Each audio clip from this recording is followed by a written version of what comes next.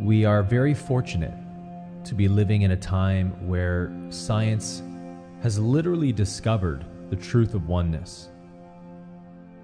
We actually have the models and the science to prove that everything is connected, and any belief in separation is a figment of the imagination only. Quantum physicists have demonstrated that the quantum world underlies all matter in the universe.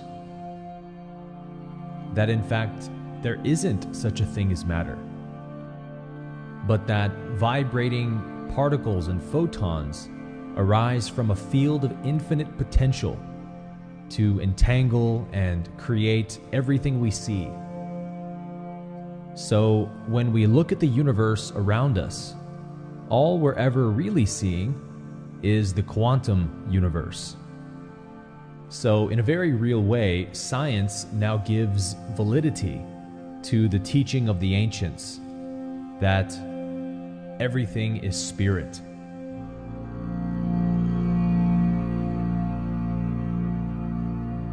On its face, it seems pretty clear and obvious, but to realize it is so seemingly difficult. So, how can we realize it? Take the example of a potter.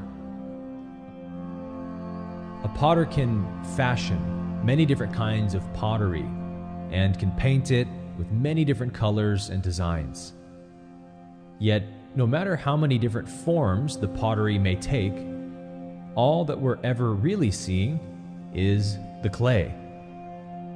Only the clay is really there, and only the clay really exists. The jar or the bowl or whatever we're seeing is a concept in the mind, right? The only thing really present is the substance of clay. Look at the example of gold and jewelry. Gold can be melted and molded into all kinds of different jewelry. Earrings, bracelets, necklaces, rings. But the only substance that's really there in the jewelry, and the only thing that gives the jewelry any value, is the gold. We can take the example of the ocean and its waves. We understand that no wave exists separately from the ocean. Every wave in the ocean is really just a product of the undertow, of the ebbing and flowing of the deep ocean beneath it. So just as the clay makes the pottery, spirit makes all forms of every shape, size, and color. Whatever you see in the universe of form is really just spirit appearing as the object. So it's not as if a mountain has mountain reality and a person has person reality. There's only one reality, back of every form. And Jesus' choice term for the one reality of spirit was the Father. And so Jesus said things like, "When you see me, you see the Spirit, and I and the Spirit are one."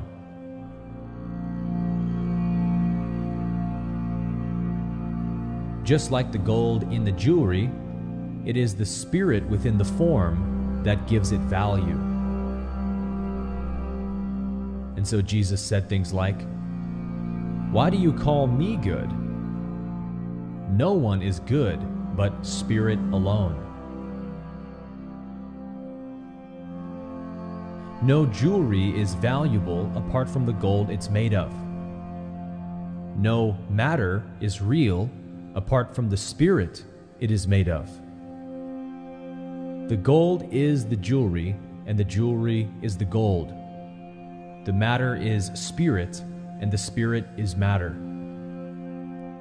And so Jesus also said, "I am in the Spirit, and the Spirit is in me." All actions in the universe are the activity of spirit. Just as all waves in the ocean are the activity of the ocean.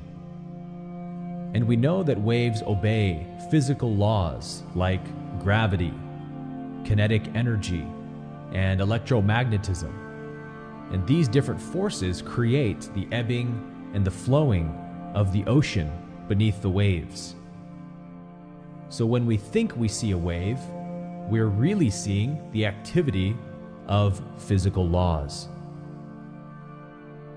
So in the exact same way, all matter in the universe obeys the universal laws of spirit. Laws like karma, vibration, evolution, and polarity. Nothing in the universe acts of its own accord, because everything is obeying only these universal laws of spirit.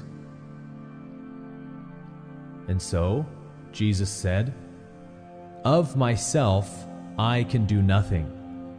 I can only do what I see the Spirit doing."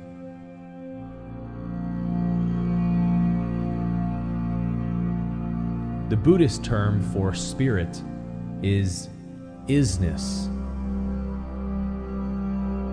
Isness is the quality of existence itself within every form.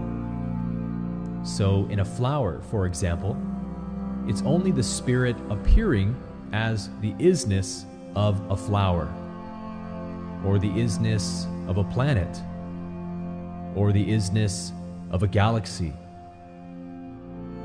The only truth to any form or object we see is spirit, being the infinity of form and the isness of everything. And this isness, this spirit, is love, because it is one. There's not two different spirits in the universe who can have a conflict with one another. And so evil things do not happen because spirit is evil, but because we are unaware of spirit.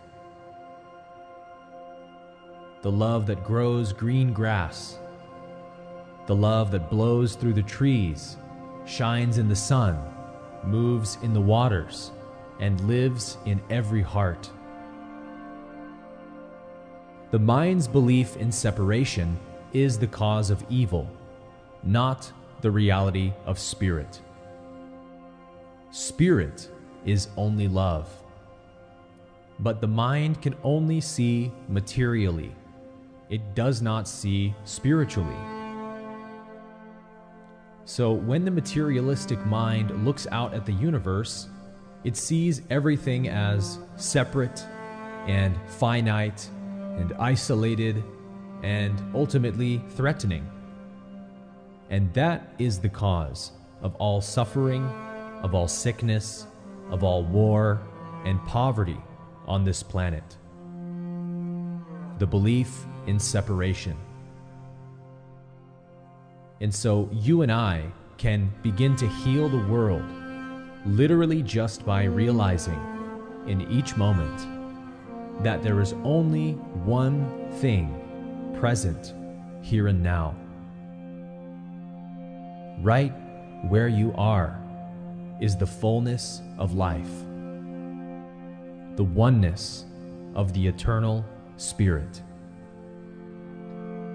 Everything in the universe that we can see, taste, touch, hear, or smell is only spirit. All forms we think we see are actually concepts of the mind, and yet our concepts don't change the reality. Spirit is the omnipresent and universal substance of everything. Every animal, every plant, every person, every taste, every scent, every sensation, every sound, every activity, every place, every event is nothing but spirit.